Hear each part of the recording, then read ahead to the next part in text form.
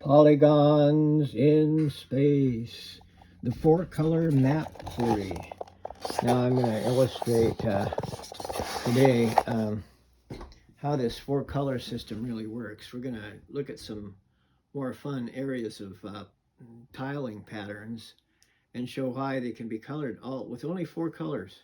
In order to do this, I'm going to start with showing you these regular patterns. Okay, here's hexagons, and they require three colors. The four-color theory says that it only requires four. Well, you can do it with three too if it's regular, and even two, of course, the famous checkerboard pattern, and of course triangles.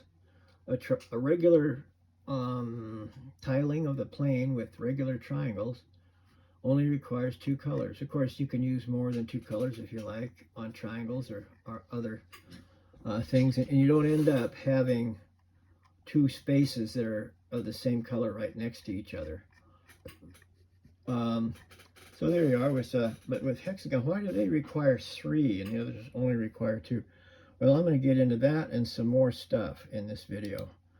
Now here's a very interesting pattern, because these polygons are seven. They're heptagons.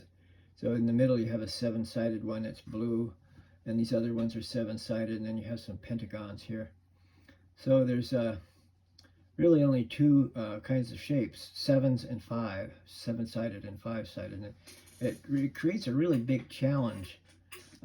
So backing up here, I'm going to go to the simple situation and see why hexagons require three. Well, of course, if there's only two things, it only requires two. And if you actually run them in rows, it would only require two. But the thing would be, you would run into, you know, if you run them in rows like this, you know, they're either way, you're going to be adjacent to the same color, and that's no good. That's what we don't want. So turns out that three is the thing when you have three areas meeting at a vertex, as you do in hexagons. When you have an even number of lines meeting at a vertex, it turns out that you don't need three. Then you're back to only needing two. So if I divide this way, so now I've got four lines meeting at this vertex, and I've got four areas here. So am I going to need four colors? Well, no. Since it's an even number of areas around a vertex, and this is the rule, the rule is even number of areas around a vertex only require two colors to tile the whole set. See, red, green, yellow, and yellow. So there you are. Green, yellow, green, yellow. Now, okay, then let's put another line there. Now we got five areas around a vertex. Now you can see what's going to happen. It's going to be going back to requiring three different colors, because you can't have two of the same touching. So this can't be green, and it can't be yellow. This one, or you can do it the other way, and that one can't be green, or it can't be yellow. But you know, so you can make one red, and that's that. Okay, but then you make another line. So now you have six lines meeting at a vertex, and I'm going through all this because to just elaborate thoroughly that with an even number of areas meeting at a vertex, it requires only two to color it. Oh dear. So there's what happens. You don't have mutuality. That's the problem with even numbers of lines meeting at a vertex. They're no longer mutual. So you can take lots of different examples, but let me back this all up here and Go back to where we just have the plane set there. Now, there's a couple ways to get them to be mutual again. One way is to surround the area with a whole nother, set, or another area. Surround the set with another area. And so it's touching all three of those. So now you have four areas that are mutually adjacent. But you notice that one area is stuck in the middle here. Let me use a different method here. I'll just make a hexagon around that thing so that we're in the same sort of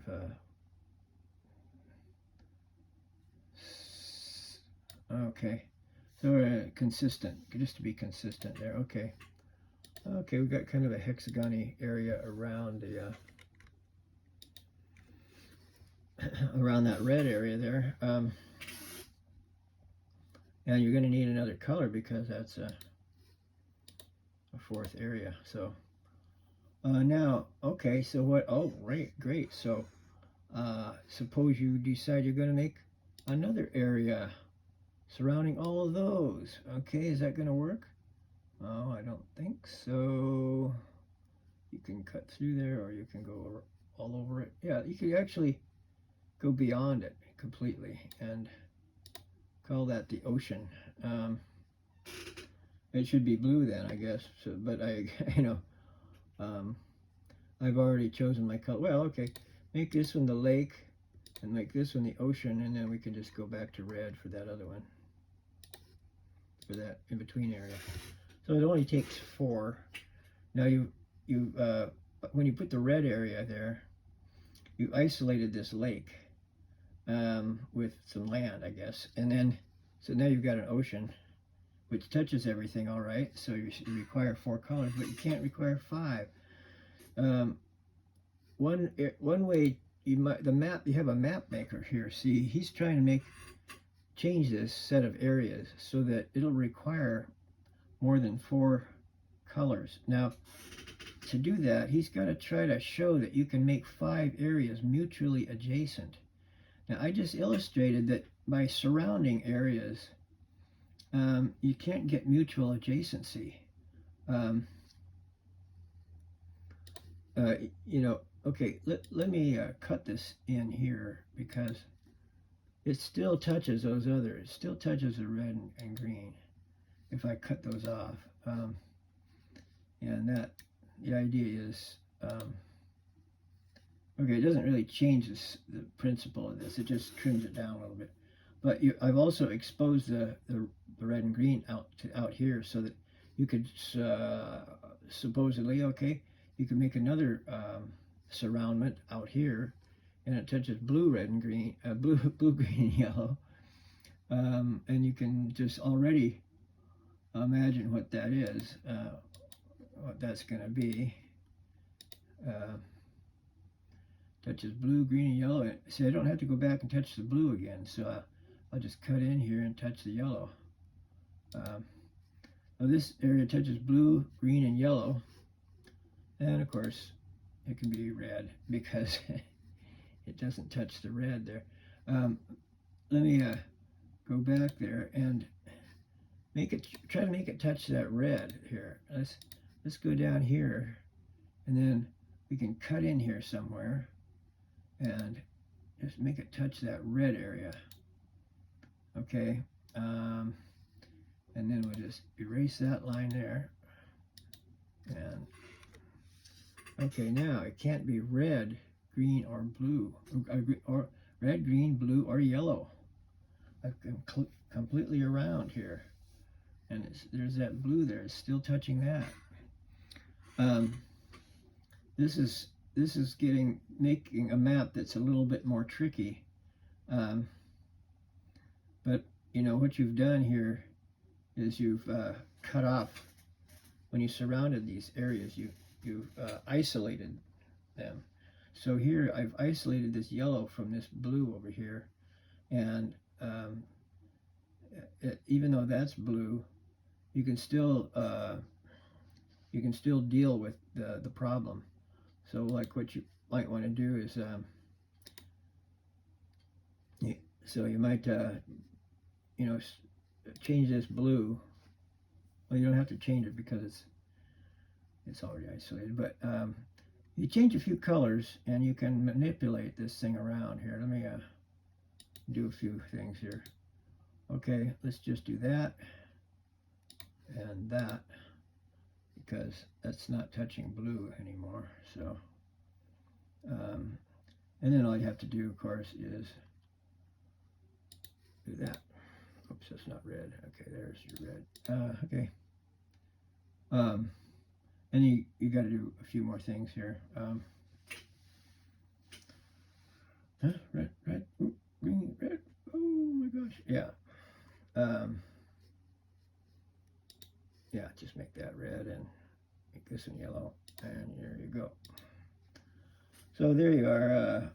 It only takes 4, even no matter how you surround with, and you isolate, you expose areas by you surround it. You don't really surround everything. You expose it. You're still touching something. It still only requires 4 colors. Now, there's a lot of different ways to attempt to manipulate the map to try to create areas that have 5 mutual 5 areas mutual. Okay. Now, speaking of 5, suppose I just take and make a 5-agon here and just make areas in that. And of course, I already illustrated that it only requires 2 colors to get all the way around a set of areas where you have an odd number, even number meeting. So in this case, I have an odd number of areas meeting at a vertex, and so I'm going to need. Well, see, I might want to go every other one around here, but I can't get all the way around because it's an odd number. So that's why it's going to require 3. Now I don't have a joint where 3 areas are meeting, but I have forced there to be a third color by having it circle around to itself. And then of course I can do the same situation to create a 4th area, so you end up with 4 colors. But and then you can go on from there to create all kinds of the same situations with wrapping around and so on. But wrapping around, it doesn't force there to be more than 4 mutually adjacent areas. Now, now that I've established that it's very difficult to create a map with 4 mutually adjacent areas, I'm going to go over and have some fun with this, and we will look at this and see how it was colored in. These are 7, so as we just demonstrated, with odd number of areas looping around to themselves, you're going to have an odd color, so you're going to need the 3rd color. So starting in the middle, I have a lake, and then I have green, pink, green, pink, green, pink, and yellow, because there's 7. It's an odd number. You need that odd one out and make it 3 color. That's 3 colors. Now, if this 7-sided thing was inside of an ocean surrounding the whole thing, then you would need the 4th color. Or if you have the lake inside of it, that's 4 colors. So you add the blue. So okay, so then you keep going, go around this, blue, yellow, blue, yellow, blue, yellow, and green, because that was yellow, so it can't be yellow again. Okay. Now, how did I do that? Okay. Now I want to surround that, and The next time around, I just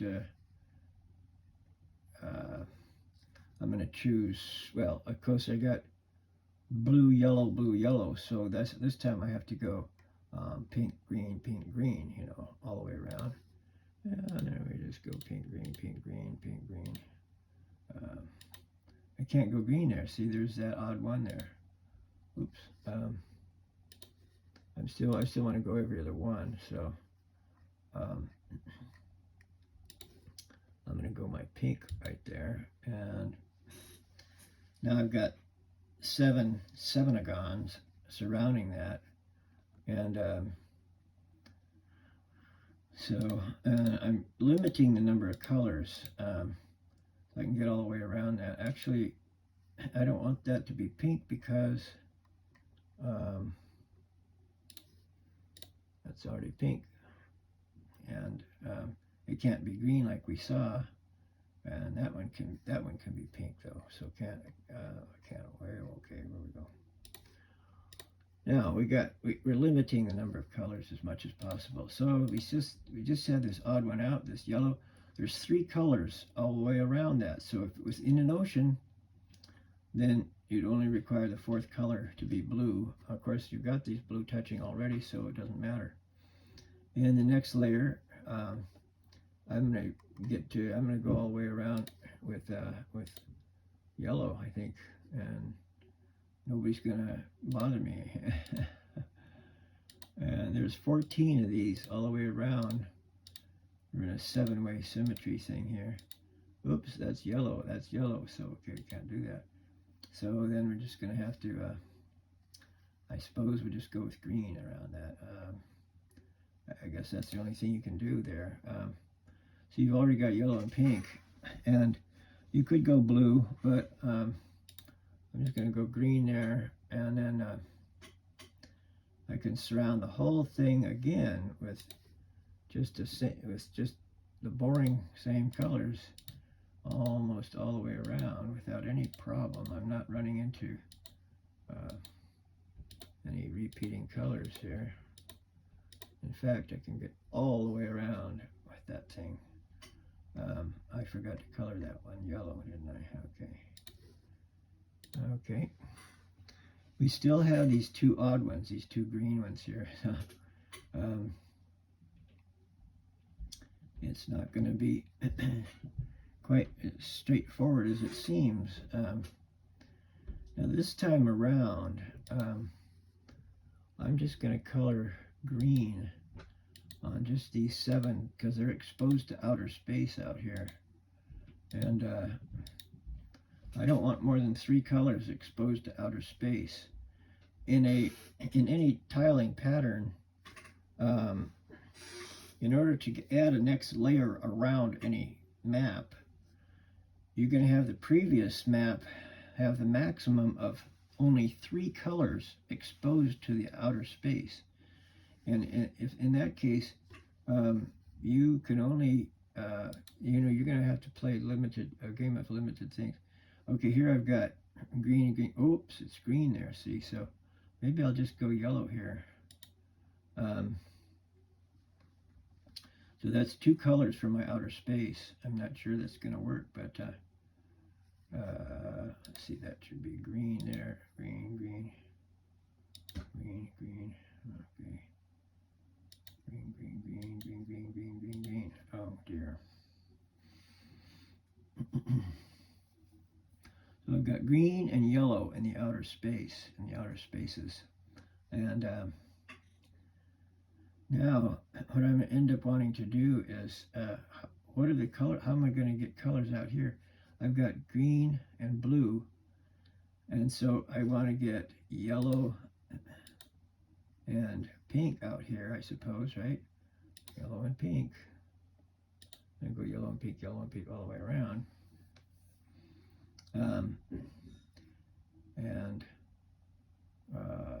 See, I haven't filled in right here. This has to be yellow, and this can't be yellow because it's. I mean, this can't be green. This would have to be yellow. So one of these 2 semigons is going to have to be you know, you're going to be stuck right there, uh, not being able to choose a color. So you know, there is a way to do this, and I've done it right over here, so I could just color what I did and skip all the painful part of trying to figure it out. What I did was I used pink. So I'm using pink inside of all these. Now that's not going to be pink. So anyway, but I use it inside between these pairs of them, and I can leave the other colors the way they are. And then I can go, you know, yellow and green all the way around, and that will solve the whole problem. Oops, that's not an area, is it? You gotta create areas on this drawing program, or they won't color in. So then this is working just fine, and I'm going to end up with no more than 3 colors in the outer layer. It's yellow, green, and blue. See, that blue is still exposed, so that's how you have to do it. Is just solve that. it's a tricky one, and you have these odd ones, and you started with this odd yellow, and then you were forced to make an odd green there, and then instead of the all yellow, these 2 odd ones have to be green, and then you have this odd yellow out here, and so it carries all the way to the outer edge. But as long as you just keep your other colors consistent in this very regular pattern, you can reach the outer limits. The outer limits of space. So that's how you can color a very difficult area with only 4 different colors and have no 2 of the same color on adjacent areas. No two adjacent areas having to be of the same color. And it all goes back to the basis of, you know, 3-way mutuality around any joint, and then you can add surroundment, or you can try to cut in, and it separates, so you cannot create more than 5 areas of adjacency. Here I had my 3 areas, red, yellow, and green, and I put an area in the middle, and that required 4 colors. Then I put a surroundment out here, but then I added another area in the middle that touches all those others, and it became very difficult to see how to solve that. But the result of putting this extra area in here, if it's going to touch the red, then it's going to cut that green off in that little area from the red. The green is still touching the red, but it separates these 2 green areas. And same way over here, if it's going to touch the yellow, it's going to complete that separation. So once these 2 areas were separate, I knew I could make them both the same color, and then this could be a 4th color, and you still only require 4 colors. You know, you can keep adding little areas inside there to try to say that you're going to force there to be new colors. But I just demonstrated it does not force it, because what it does, by adding areas, you cut off other areas from each other. So only 4 areas can be mutually adjacent, and only 3 are automatically adjacent around a vertex. Like right in this vertex here, red, yellow, and blue are mutually adjacent no matter what. And you can make them more mutually adjacent, like if you surround something. But since you have that mutual adjacency, then you can cut another area that straddles all 3 of them and force it to be 4 mutually adjacent areas. But as soon as you cut off another area down here, then you isolate areas, and that's the reason why you cannot have more than 4 areas mutually adjacent. And you can, additionally, no matter how many times you surround it with more new areas, the new areas do not result in. Well, I only did it once there, but it's the reason that new surroundments don't result in the requirement of 5 is obviously because they isolate. It's kind of the same reason of when you cut in, it separates, and when you surround, it isolates. And for those two reasons, you cannot create more than 4 areas of mutual adjacency. That's the proof of the 4-color map theory.